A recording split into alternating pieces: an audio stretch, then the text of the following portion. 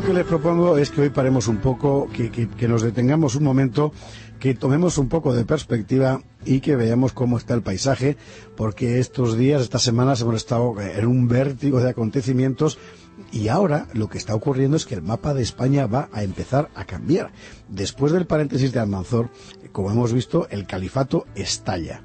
Y con el poder musulmán desgarrado, los reinos cristianos de la península vuelven a ver abiertas las puertas. De algún modo es como si se volviera a la situación de 70 años antes, tal y como habían quedado las cosas después de la batalla de Simancas. Toda la tierra al sur del Duero vuelve a quedar libre hasta el sistema central, y en el Pirineo los reinos y condados nacidos de la marca hispánica encuentran ahora el camino abierto para extender la repoblación hacia el sur. La pesadilla ha terminado, pero ya nada volverá a ser igual que antes. Desde el punto de vista territorial, sí es verdad, se ha vuelto a la situación del año 939, pero muchas cosas han cambiado ahora, 1013, 1014, en los reinos cristianos del norte. Han cambiado desde luego las estructuras sociales, que ahora son más feudales que antes. También han cambiado las orientaciones políticas de unos y otros, porque los reinos cristianos han descubierto nuevas oportunidades.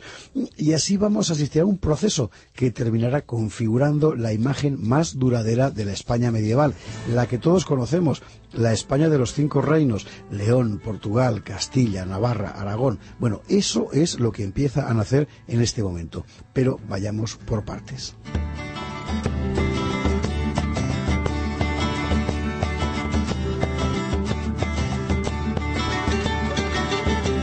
Para empezar, Castilla se define. En este momento ya es la potencia determinante de la península. No es la región más rica, porque esa sigue siendo la España musulmana, con sus grandes viveros naturales. Tampoco es la mayor potencia militar, porque esa probablemente sigue siendo el Reino de León. No es desde luego la mejor relacionada con Roma y con los reinos europeos, porque estos títulos corresponden a los condados catalanes. Ni es Castilla, en fin, el territorio mejor organizado políticamente, porque ese blasón hay que adjudicárselo al territorio navarro.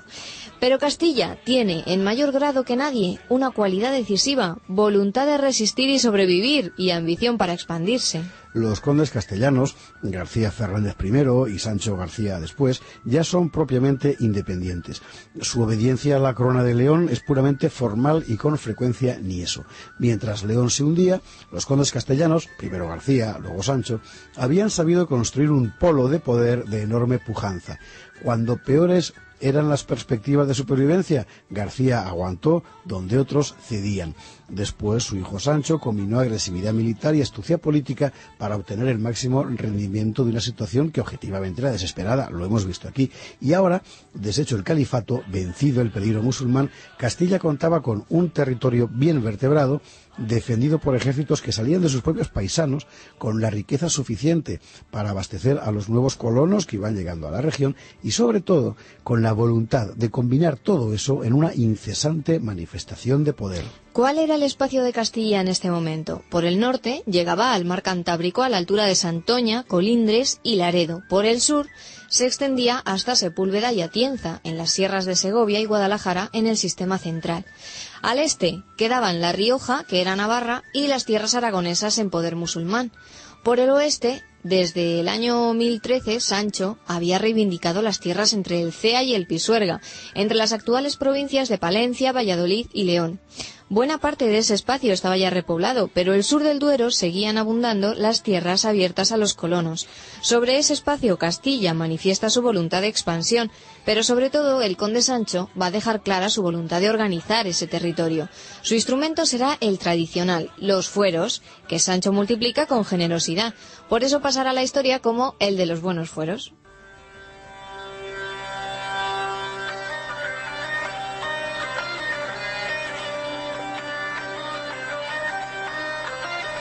Junto a esa potencia que es Castilla, el Reino de León trata como puede de hacer valer su vieja hegemonía, la herencia del viejo reino de Asturias. El rey Alfonso V ya no era el niño que había heredado la corona con 5 años. Ahora, año de 1015, pasa de los 20 y tiene sus propias ideas sobre qué hacer con el reino. Su madre, la regente Elvira, hermana de Sancho de Castilla, cada vez pinta menos. El propio Sancho de Castilla, hombre muy principal en el reino, ya ha dejado claro que sus pretensiones no son exactamente pequeñas. Y el otro hombre fuerte de la corte, que vamos a recordar que era el conde gallego Menendo González, también envejece. El rey Alfonso acaba de desposar a una hija de este Menendo. Se llamaba doña Elvira Menéndez de Miranda. Bueno, y Elvira no tardará en darle un heredero a Alfonso. Y el problema del joven rey ahora es embridar, dominar, someter las ambiciones de los nobles. Los Ansúrez, los Banu Gómez, también los condes gallegos y los portugueses. El propósito de Alfonso estaba claro: atemperar en la medida de lo posible la pertinaz crisis del reino, que llevaba durando más de medio siglo. El paso de la vieja corona asturiana al modelo feudal, consecuencia directa de la gran expansión de los años anteriores, había destruido el edificio político leonés. Para reconstruirlo no había más que una solución: señalar con toda claridad límites legales que permitieran encauzar las ambiciones nobiliarias y por esa vía frenar la inestabilidad política del reino. A esa tarea se empleará el joven rey de León en cuanto se vea con las manos libres.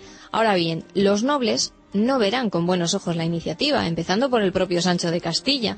En respuesta, Alfonso acoge junto a sí a dos enemigos de Sancho, los condes de Álava.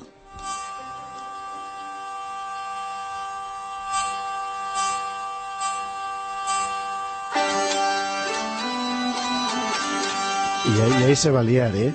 Ahí se va a liar. No sabes con los dos condes de Álava ahí, no, la cosa está complicada. Pero había otros reinos en la península. Más al este, otro protagonista de estos años empezaba a delinear su estrategia. Sancho III de Navarra, rey desde niño, crecido a la sombra de Sancho de Castilla, casado incluso con una hija de Sancho, Muniadona se llamaba. La apuesta política de Sancho era afirmarse como poder en el norte de la península. Ya controlaba Aragón y el Sogarbe. A la altura de 1016 lo vamos a ver marcando, es una historia interesante, le vemos marcando las fronteras entre Navarra y Castilla con su suegro, con el conde Sancho. Se reparten el territorio. Además conocemos los nombres de quienes hicieron aquel trazado fronterizo. El rey de Pamplona y Nájera, Sancho, envió a Fortuno Ochoa de Cameros, se llamaba el caballero, y el conde castellano envió a Nuño Álvarez de Bureba. Bueno, pues este Nuño y el otro Fortún delimitaron sobre el terreno la jurisdicción de sus respectivos señores, y así se trazó aquella raya que separaba Navarra de Castilla en las comarcas de La Rioja y Soria, desde Ezcaray, en la sierra, hasta Garray, al ladito de Soria y de Numancia. Y para completar el mapa, más al este todavía, tenemos el condado de Barcelona. Vencido el enemigo musulmán, se ha convertido en una esplendorosa realidad. Ramón Borrell ha empezado a acuñar su propia moneda, ha prodigado las expediciones por el Ebro y el Segre, ha impulsado la repoblación en la cuenca de Barberá y en el llano de Tarragona. Como colofón de estos años de esplendor, Ramón Borrell empuja la construcción de la Catedral de Barcelona.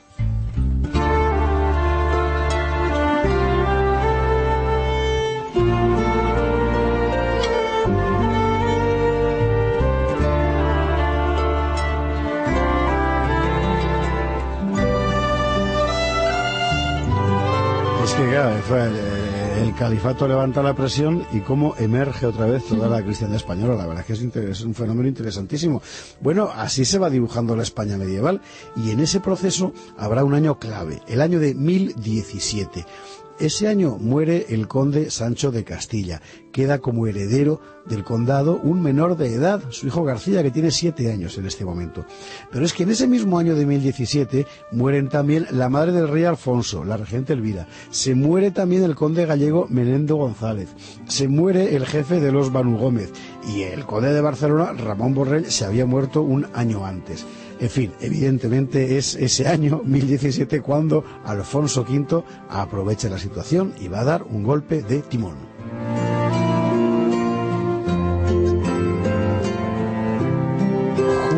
Julio de 1017 es cuando el rey Alfonso V de León convoca curia en el reino.